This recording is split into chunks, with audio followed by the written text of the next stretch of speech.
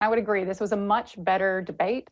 Probably the first one. Really, the first one was closer to a debacle. Somewhere, Chris Wallace is incredibly envious of these new rules that essentially neutered Trump's signature style, which is, in the words of my colleague Dr. David Smith, to dominate without control. So we did see a better behaved president this time. But still tussling over records, some abrogation of responsibility and accountability, and some real confusion about who's really paying the bills for these China issues. And Biden is right, it's the taxpayers.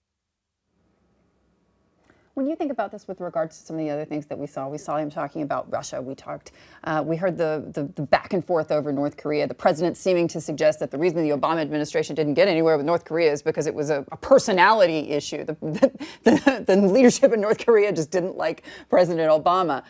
But I did think it was interesting with regards to Russia specifically. You know, there's just no doubt about it that even working with our traditional allies in Europe, the Obama administration, you know, they let Russian influence expand in Syria and the Middle East. They let Russian influence expand in Ukraine and Crimea. There was no pushback there that seemed to elicit some kind of an actual result. And at the same point, President Trump's been accused again about being too close to Vladimir Putin. When you think of this from the purely policy standpoint, a Biden administration potentially opening the door to Iran, changing the game with regards to European allies, bringing them sort of back into a stronger relationship potentially, if you will. Does this upend anything ahead of the election? Because as you know, being American, these are not elections that are generally won or lost on the basis of foreign policy. Absolutely. So even though this was styled as a foreign policy debate, most of the issues came back to their domestic implications.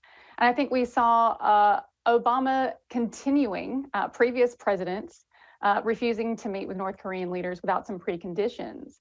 Trump, by contrast, talking about the love letters that he's received from the leader and seeming to use flattery in lieu of actual policy or measurable change within those regimes.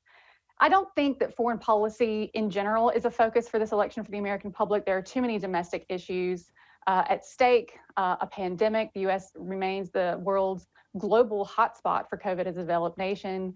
We have 40 million people that have filed for unemployment, of course, in the United States. That means that you've probably lost your employer-provided health care as well. And now in the middle of election, we see some worrying trends about disinformation, disenfranchisement, and division.